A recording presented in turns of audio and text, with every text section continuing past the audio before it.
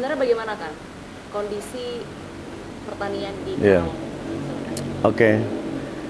Begini, Dek. Lahan Karawang keseluruhan itu 191.000 hektar. Terbentang luas di bibir pantai 84 km.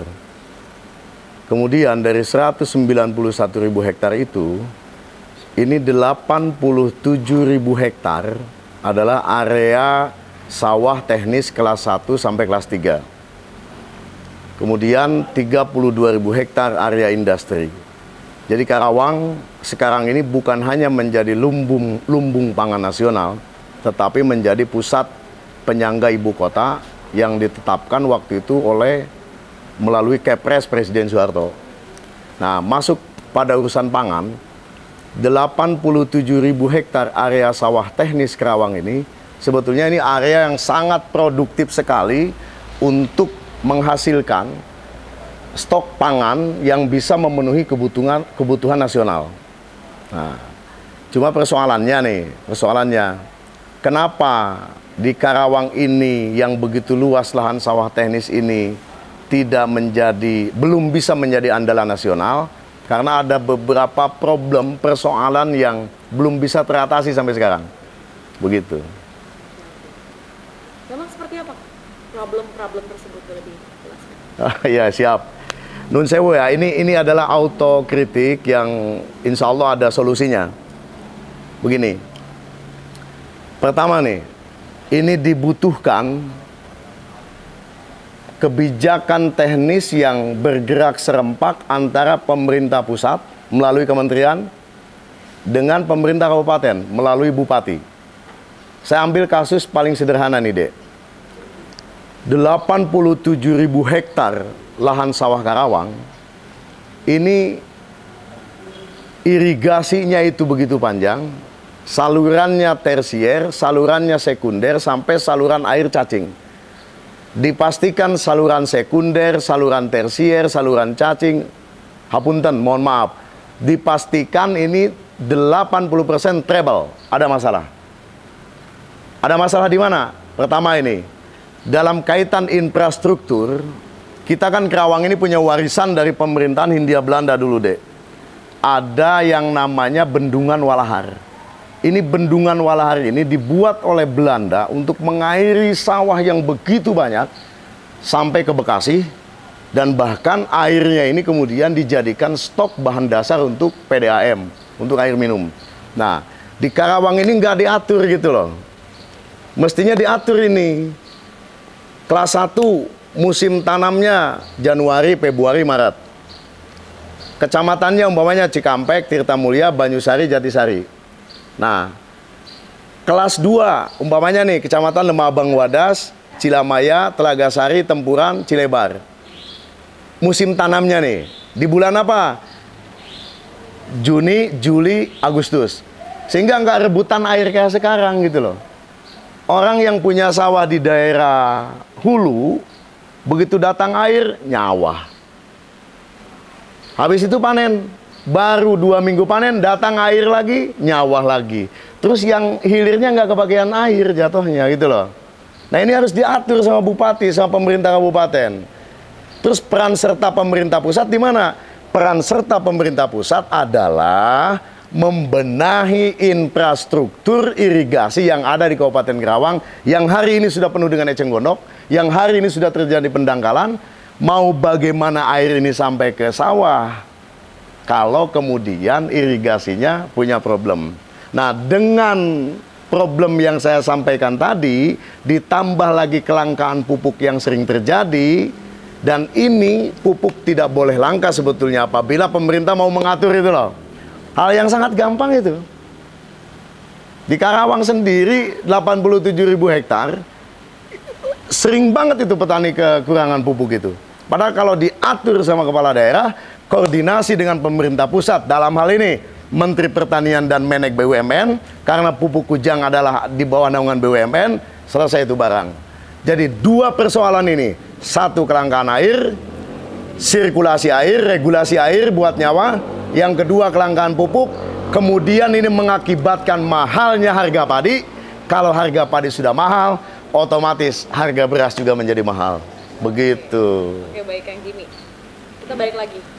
Ini kan sedang terjadi kekeringan Iya. yang ekstrim begitu ya. Iya. Sampai beberapa petani mengeluhkan bahwa sudah 6 bulan Iya. bertani. Sebenarnya bagaimana dampak kekeringan ini terhadap produktivitas padi, terutama di sentra penggilingan ini? Ya kalau ini dibiarkan nih, bukan hanya kami yang berbisnis di dunia penggilingan beras, pabrik beras yang akan bangkrut. Tetapi kalau ini dibiarkan, siap-siap aja rakyat Indonesia semuanya tidak makan nasi. Kecuali kalau ada kebijakan import, itu kan urusan lain. Tetapi kan hari ini Presiden sudah menyampaikan bahwa beberapa negara tidak akan melakukan ekspor, termasuk beras gitu kan. Maka menurut saya solusinya udah benahi yang ada. Jawa Barat ini lumbung pangan nasional, Jawa Tengah juga ada, Jawa Timur juga ada. Saya bicara Kerawang ya, 87.000 hektar kalau ini dibenahi, insya Allah akan menghasilkan pangan yang bisa menutupi kebutuhan masyarakat Indonesia. Terlepas dari persoalan cuaca, ancaman El Nino tadi gitu. Berarti memang benar ya terjadi penurunan produktivitas ya kan? Iya. Betul. Lantas apakah mempengaruhi dari segi kualitas padi itu sendiri? Kualitas enggak, tapi harga yang mempengaruhi. Harga. Boleh mungkin di Rahasia dapur buka ya. Harga. Oke. Siap. Kita beli di petani sekarang itu ada paling rendah 73, paling mahal 75, 7.500 per kilogram. Nah itu kalau sampai ke pabrik ke kita, sudah ongkos angkut, biaya penggilingan dan lain-lain, jatuhnya itu ya kurang lebih 8.500 per kilogram. Jadilah beras tuh.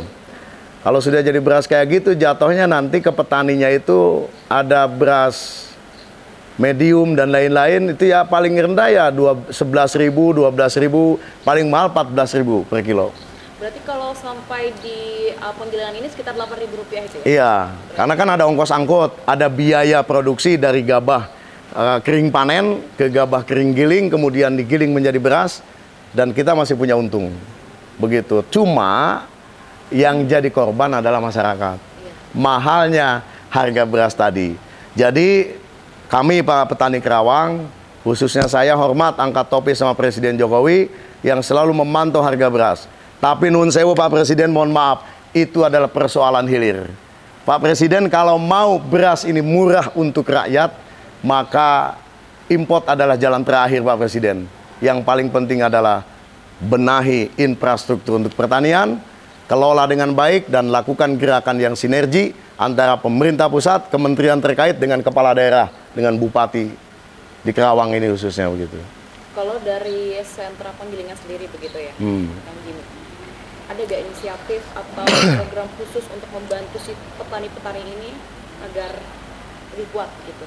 Ya, kami lakukan paling dengan petani binaan kami saja, Mbak.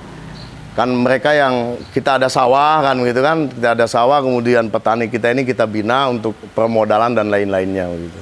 Oke. Ya kalau negara mau ngasih modal, subsidi modal jauh lebih keren itu. Tapi kalau misal dengan adanya kenaikan harga gabah di tingkat petani, itu sebenarnya akan merugikan apa mesejahterakan petani kan Jimmy sebenarnya?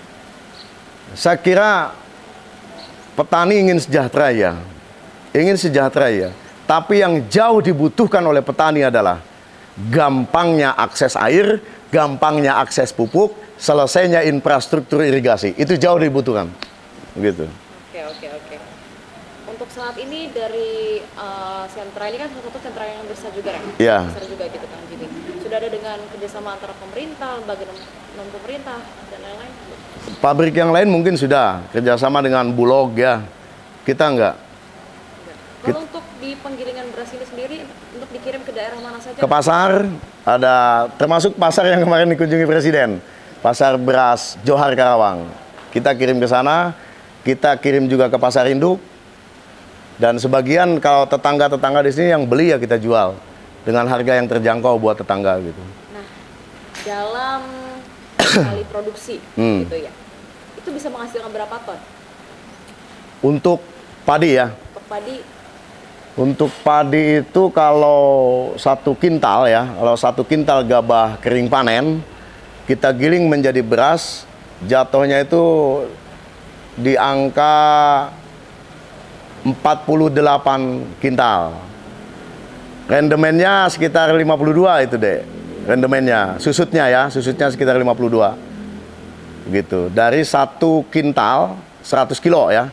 100 kilo gabah kering panen diolah, dikeringkan kan gitu kan. Susut. Kemudian kulit padinya kan mengelupas gitu kan. Nah, jatuhnya itu di 48 kilogram. Ya? Oke. Ada perbedaan nggak dari pas kekeringan sama sebelum kekeringan ini? Ada jelas. Sebetulnya kalau proses gabah ke beras dengan cuaca El Nino kayak gini jauh lebih diuntungkan. Cepat kering, panas kan, jadi si gabah ini cepat kering gitu. Kalau untuk outputnya sendiri yang dihasilkan, apakah ada perbedaan? Ini kan 48, ya. 48. Itu pas kekeringan, pas normal? Pada saat normal itu, saat normal. Kekeringan, bagaimana Kak? Kalau kekeringan ya jelas lah, karena kan yang namanya kurang air, segala sesuatunya juga pasti tidak akan baik. Oke. Lalu ada gak Kang rencana jangka panjang sendiri untuk menjaga ketahanan sentra penggilingan padi? Ya. Pada saat fenomena kekeringan.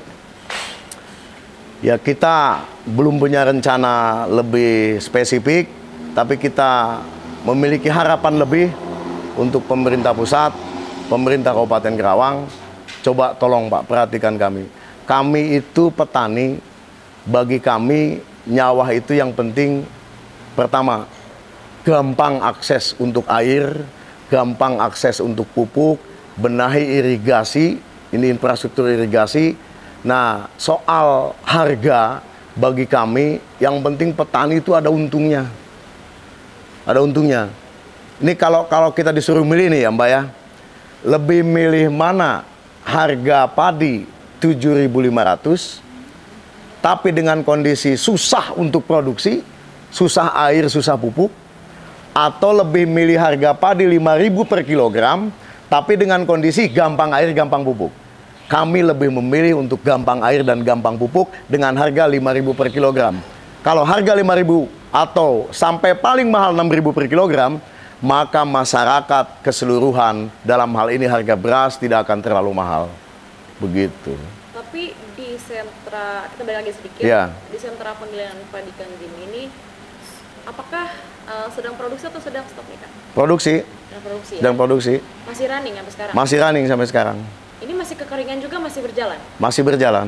Masih berjalan ya? Walaupun ya dengan modal pas-pasan lah begitu. Karena kan beli padinya lumayan fantastis harganya begitu. Oke. Baik Kang, terakhir harapan ya Kang?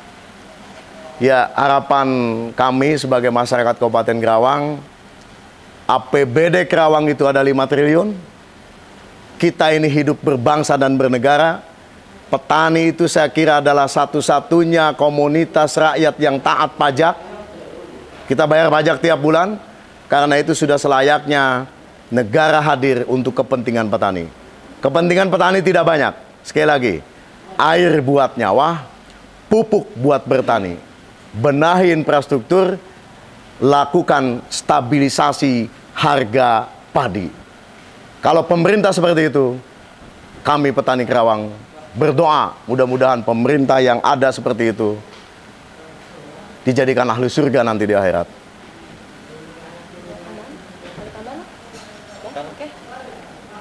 Sekarang kan ini lagi nggak produksi, kan? Ya. Bisa dijelasin aja Kang? Ya, jelasin. Sekarang ya? Oh iya. Sebentar ya Kang. 3, 2, 1, cium. Oke, siap.